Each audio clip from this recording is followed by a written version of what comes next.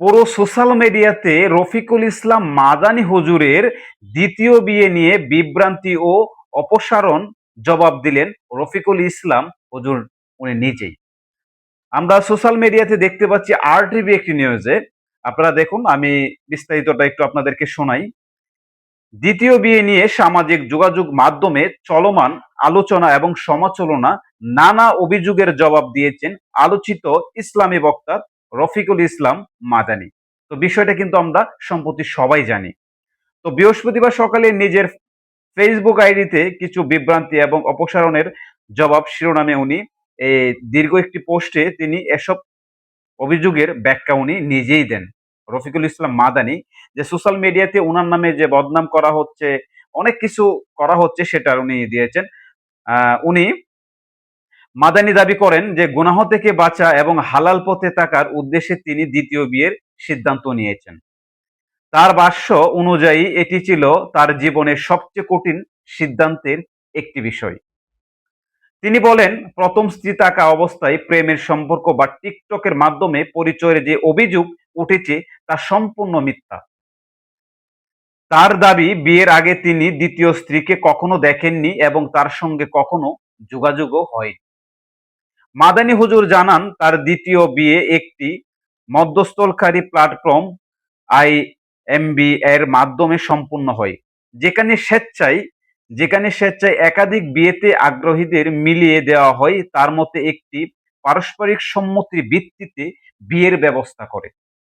তিনি আরো বলেন, এই বিষয়টি তিনি আগে থেকেই তার প্রথম স্ত্রীকে জানিয়েছেন।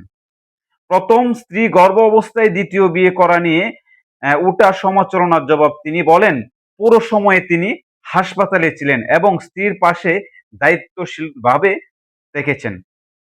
তার দাবি অনুযায়ী ময়মনসিংহের একটি হাসপাতালে স্ত্রী অপারেশনের সময় তিনি সারা রাত পাশে ছিলেন এবং চিকিৎসা সেবা দেখভালে কোনো অবহেলা উনি করেননি।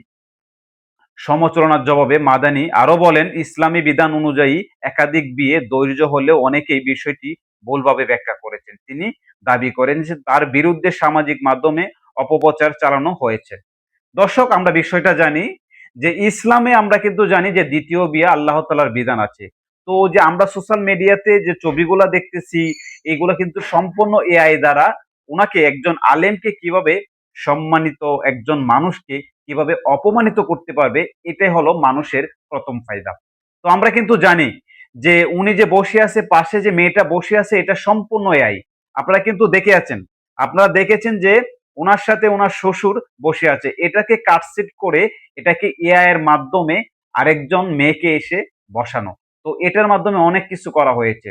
তো সম্পূর্ণ এটা মিথ্যাচার, একজনের কে মিথ্যা অপবাদ দেওয়া। দর্শক, আপনারা অবশ্যই আপনাদের মতামত জানাবেন যে এই মাদানী হুজুর যে দ্বিতীয় বিয়ে করেছেন, এটা আমরা ইসলামে জায়েজ জানি, যেটা আল্লাহ তাআলার হুকুম। তো সেটা অবশ্যই মানা প্রয়োজন। তো আমরা যদি বিভ্রান্ত হয়ে মানুষকে মিথ্যাচার করি, মানুষকে ছোট করে একেবারে টেনে একজন আলেমকে নিচে নামিয়ে দিই, এটা কিন্তু আমাদের বর্তমান কালচার। দর্শক, আপনাদের মতামত জানাবেন, কমেন্টে জানাবেন এবং ভিডিওটা শেয়ার করবেন। আমরা সর্বশেষ মাদানী হুজুর থেকে ওনার একটা পোস্টের মাধ্যমে জানতে পারলাম সত্যটা। সবাইকে ধন্যবাদ।